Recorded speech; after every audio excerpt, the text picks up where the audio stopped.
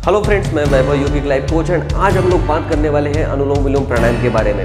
Yes friends, अनुलोम विलोम प्राणायाम जो है ये बहुत ही फेमस प्राणायाम है। इसके बहुत ही ज़्यादा बेनिफिट है, लेकिन उसे जानने से पहले हम लोग समझ लेते हैं कि अनुलोम विलोम प्राणायाम क्या है, इस प्राणायाम के प्रकार कितने, ये हमें कब करना चाहिए, हमें क्यों करना चाहिए, इसकी इतनी ज़्यादा इम्पोर्टेंस क्यों है, कौन से समय में हमें इसे करना चाहिए, इसे करते समय हमें कौन कौन सी बातों का ध्यान रखना है एंड इसे करने का सही तरीका क्या है, ये सारी बातें आज आपको मैं इस वीडियो में बताने वाला हूँ। तो चलिए सबसे पहले जानते हैं हम लोग अनुलोम विलोम प्राणायाम क्या है।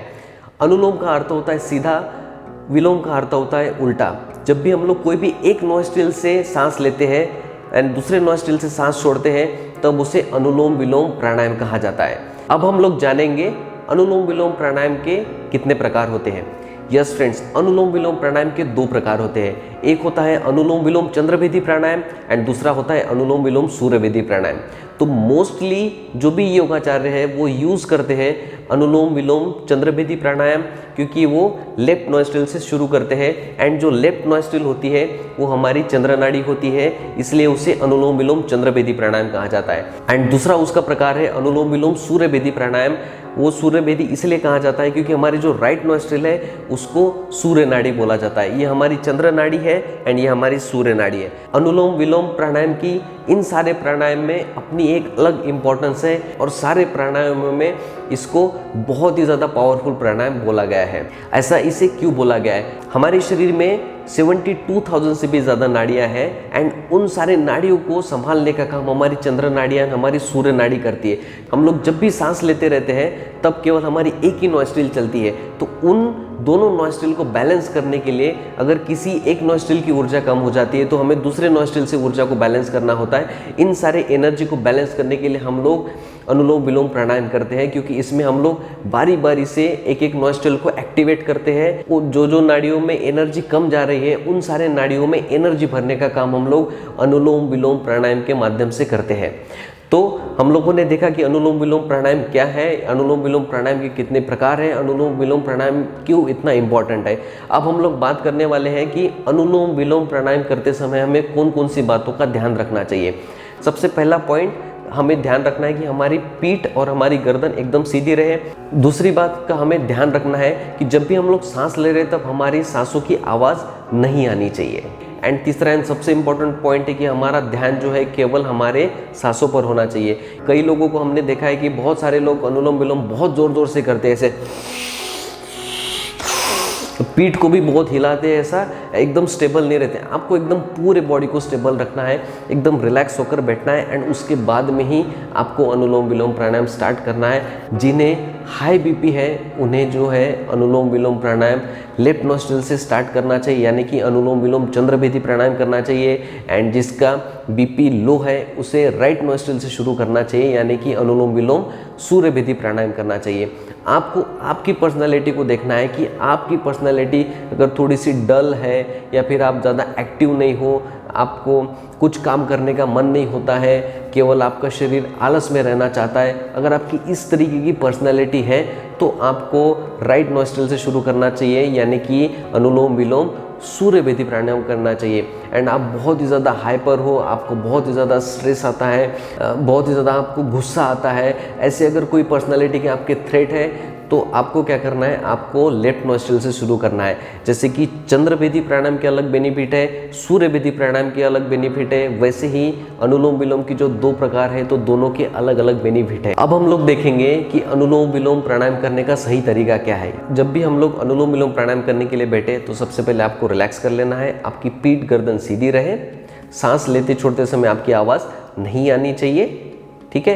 एंड आपका पूरा ध्यान अपने सांसों पर होना चाहिए। जब भी हम लोग सांस ले रहे हैं तब आपको महसूस करना है कि पूरे विश्व ब्रह्मांड से हम लोग प्राण तत्व को हमारे शरीर में खींच रहे हैं। वो प्राण तत्व हमारे शरीर के सारे फंक्शन को ठीक कर रहा है, हमारे सारे ऑर्गन की लाइफ बढ़ा रहा है, हमारे सारे शरीर को एनर्जी दे रहा है। जितने भी ब्लॉकेजेस है उन सारे ब्लॉकेजेस को निकाल रहा है। हमारे शरीर में जो भी एनर्जी है, अगर इनबैलेंस एनर्जी है तो उसको बैलेंस कर रहा है, हमारे सारे एनर्जी सेंटर को एक्टिवेट कर रहा है।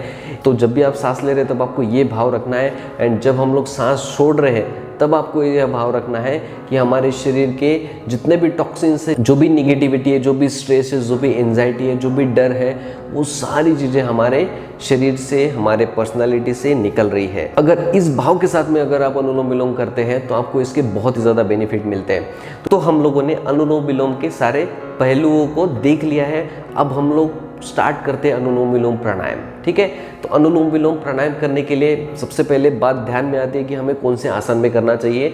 तो आपको जो भी आसन कंफर्टेबल हो उस आसन में आप कीजिए। अभी जैसे मैंने अर्ध पद्मासन लगाया है तो आप अर्ध पद्मासन में कर सकते हो, पद्मासन में कर सकते हो, सुखासन में कर सकते हो, स्वस्तिकासन में कर सकते हो, सिद्धासन में कर सकते हो, वज्रासन में कर सकते हो। आपको जो भी आसन में करना है आप कर सकते हो। ठीक है, तो आपको सबसे पहले अपने पोस्चर को फिक्स कर लेना है। उसके बाद में जो आपका लेफ्ट हैंड है उसकी चिन्ह मुद्रा आपको बना लेनी है या फिर ज्ञान मुद्रा।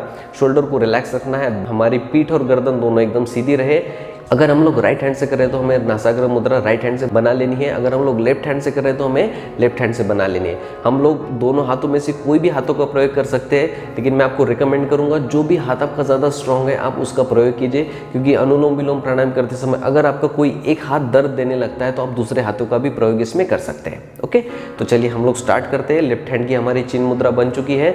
बैक को स्ट्रेट रखना है, आंखें बंद करना है। एंड जो हमारी रिंग फिंगर है, हमारी लिटिल फिंगर है, ये हमें लेफ्ट नॉस्ट्रिल पे रखना है। हमारी इंडेक्स फिंगर, मिडल फिंगर हमें हमारे फोरहेड पर रखना है, आगे चक्र की जगह पे। एंड जो हमारा थंब है, जो हमारा अंगूठा है, वो हमारे राइट नॉस्ट्रिल पे रखना है।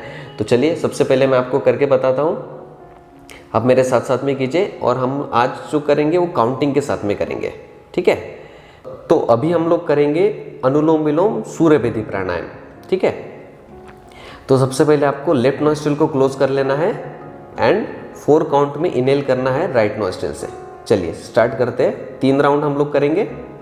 लेफ्ट नॉस्ट्रिल क्लोज, राइट से सांस लेंगे 1 2 3 4, फिर राइट को क्लोज करना है, लेफ्ट से सांस छोड़ना है 8 काउंट में 1 2 3 4 5 6 7 8, फिर लेफ्ट से ही सांस लेंगे 1 2 3 4, फिर राइट से एक्सहेल करेंगे लेफ्ट को क्लोज करते हुए 1 2 3 4 5 6 7 8, फिर से उसी साइकिल को कंप्लीट करेंगे। फिर राइट से 4 काउंट में इनहेल करना है 1 2 3 4, राइट क्लोज करना है, लेफ्ट से एक्सहेल 1 2 3 4 5 6 7 8, देन लेफ्ट से इनहेल 1 2 3 4, लेफ्ट को क्लोज करना है, राइट से एक्सहेल 1 2 3 4 5 6 7 8, फिर राइट से इनहेल थर्ड साइकिल 1 2 3 4, फिर राइट को क्लोज करना है, लेफ्ट से एक्सहेल 1 2 3 4 5 6 7 8, लेफ्ट से इनहेल करना है 1 2 3 4, लेफ्ट क्लोज करते हुए राइट से एक्सहेल 1 2 3 4 5 6 7 8, देन धीरे से रिलैक्स करना है। और फिर इसके बाद में धीरे से अपनी आंखें खोलनी है। तो अगर आप अनुलोम विलोम सूर्य भेदी प्राणायाम करते हैं तो आपको राइट नॉस्ट्रिल से स्टार्ट करना है। अगर आप अनुलोम विलोम चंद्र भेदी प्राणायाम करते हैं तो आपको लेफ्ट नॉस्ट्रिल से स्टार्ट करना है। ठीक है, अगर आप राइट से स्टार्ट कर रहे हो तो राइट से इनहेल करना है, लेफ्ट से एक्सहेल करना है, फिर लेफ्ट से इनहेल करना है एंड राइट से एक्सहेल करना है। अगर आप लोग लेफ्ट से शुरू कर रहे हैं तो लेफ्ट से इनहेल करना है, राइट से एक्सहेल करना है, फिर राइट से इनहेल करना है एंड लेफ्ट से एक्सहेल करना है। इसमें से अगर आप कोई भी प्राणायाम करते हो तो आपको बेनिफिट तो मिलने वाले हैं। अगर आप इसे रेगुलर बेसिस पे करते हो आपका स्ट्रेस कम होगा, आपके ऑक्सीजन की लेवल बढ़ेगी, आपकी लंग्स की कैपेसिटी बढ़ेगी, आपका शरीर एनर्जाइज होने लगेगा, एक्टिव रहने लगेगा, आपको थकान बिल्कुल भी नहीं लगेगी, आपके माइंड को आप कंट्रोल कर पाओगे, आपकी ब्रेन की पावर बढ़ जाएगी, आपकी मेमोरी पावर बढ़ जाएगी और आप हमेशा एक्टिव रहने लगोगे और हमेशा आप चार्ज रहने लगोगे। ठीक है, और एक बात मैं आपको बताना चाहता हूँ कि अनुलोम विलोम आप कोशिश कीजिए जैसे ही उठते हो। ठीक है, अगर आप जैसे ही उठते हो वैसे ही अगर आप अनुलोम विलोम करते हो तो आपकी दोनों नाड़ियाँ एकदम से एक्टिवेट हो जाएगी एंड आपको जो उठने का मन नहीं होता है या फिर उठने के बाद में बिस्तर में पड़े रहने का मन होता है तो इमीडिएट अगर आप अनुलोम विलोम प्राणायाम उठते ही आप करते हो तो आप आपके सारे एनर्जी चैनल को एक्टिवेट कर लोगे एंड उससे जो आपको एक अलग ही एनर्जी मिलेगी। आप लोग जस्ट इसे ट्राई करके देखिए। तो हमें इसे 3 साइकिल से स्टार्ट करना है। धीरे धीरे आपको इसे 5 मिनट से लेके 15 मिनट से लेके आप 30 मिनट तक इसे कर सकते हो।